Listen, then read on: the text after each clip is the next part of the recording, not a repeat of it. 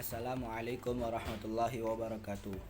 Perkenalkan, nama saya Rahmadi Fahrul Rozaman dari kelas 11 TMPO2, nomor absen 28. Di sini saya akan menjelaskan cooling system. Cooling system berfungsi untuk menjaga supaya temperatur mesin dalam kondisi yang ideal. Mesin pembakaran dalam maupun luar melakukan proses pembakaran untuk menghasilkan energi, dan dengan mekanisme mesin diubah menjadi tenaga gerak. Pada saat mesin mulai di start, dia membutuhkan temperatur kerja yaitu antara 80-90 derajat Celcius. Panas yang dihasilkan oleh mesin hanya 25% dari keseluruhan jumlah panas yang dapat dimanfaatkan.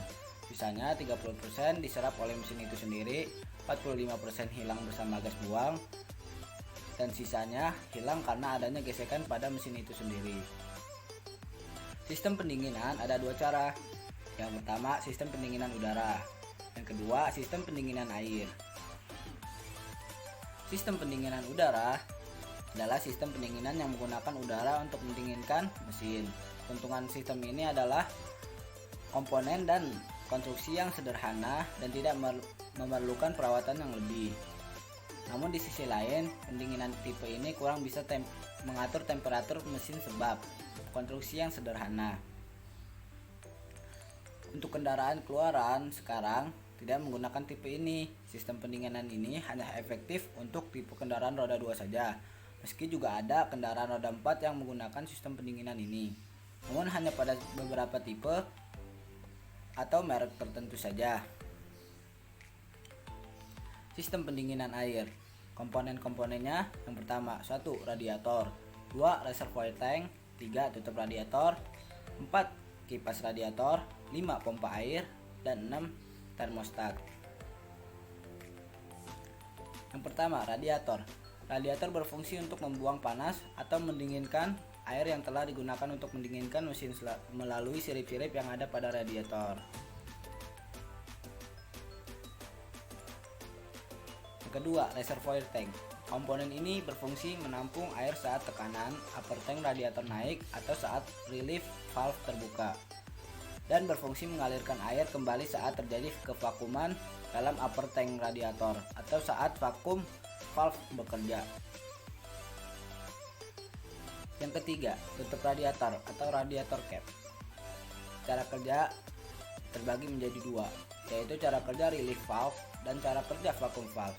Yang pertama, cara kerja relief valve. Katup ini akan bekerja berdasarkan tekanan yang ada dalam upper tank.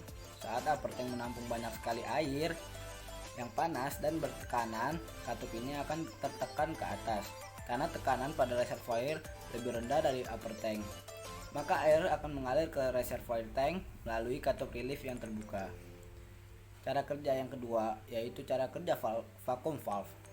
Katup ini akan bekerja saat upper tank mengalami kekosongan atau kevakuman. Saat terjadi kevakuman, katup ini akan tertarik ke bawah oleh kevakuman karena tekanan upper tank turun dan reservoir tekanannya lebih tinggi, sehingga air mengalir dari tekanan tinggi ke tekanan yang rendah dan melewati katup ini, dan air kembali masuk ke upper tank radiator.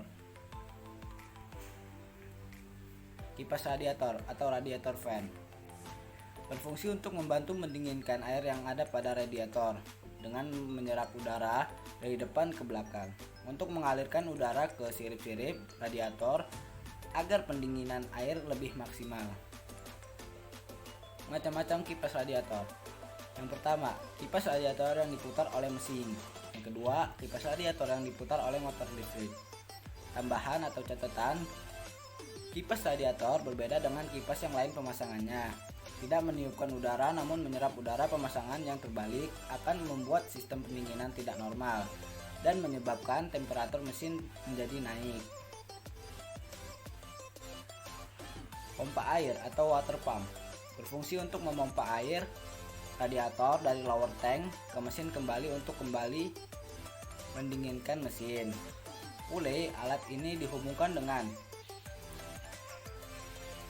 putaran mesin melalui fan belt atau V-belt, sehingga alat ini bekerja berdasarkan putaran mesin. Kendala atau permasalahan yang sering terjadi adalah ausnya sel pada rotor dikarenakan tidak adanya pelumas dan hanya dilumasi oleh air. Dan untuk mengatasi hal ini, maka pompa air harus diganti.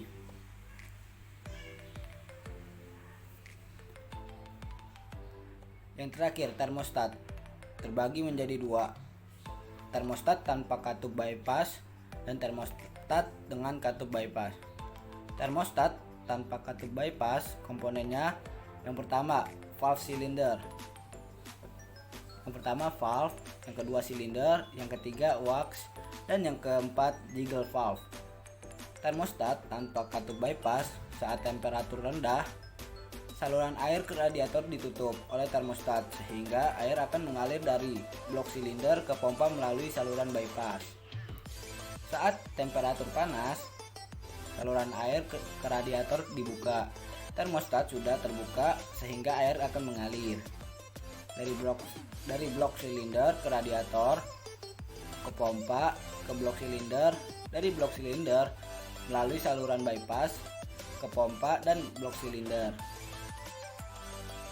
Termostat dengan katup bypass komponennya: yang pertama termostat, yang kedua saluran bypass, yang ketiga radiator, yang keempat water pump. Cara kerja saat temperatur dingin, saluran bypass yang ada pada termostat terbuka sehingga alirannya blok mesin ke saluran bypass, ke water pump, lalu ke blok mesin. Cara kerja saat temperatur panas, saluran bypass yang ada pada termostat tertutup sehingga alirannya blok mesin ke radiator, ke water pump, ke blok mesin atau tidak ada air yang melewati saluran bypass, sehingga pendinginan pada saat mesin panas lebih efektif. Sirkulasi. Prinsip kerja sistem pendingin ada dua. Yang pertama, saat mesin dingin, mesin baru hidup, termostat belum membuka sehingga cairan pendingin hanya bersirkulasi di dalam water jacket mesin. Yang kedua, saat mesin panas, temperatur kerja, termostat mulai membuka karena temperatur cairan pendingin di dalam water jacket naik sehingga cairan pendingin yang panas mengalir ke dalam radiator untuk didinginkan. Cairan pendingin yang sudah didinginkan akan disirkulasikan kembali ke dalam water jacket. Seperti contoh yang di samping ini adalah sistem saat mesin panas.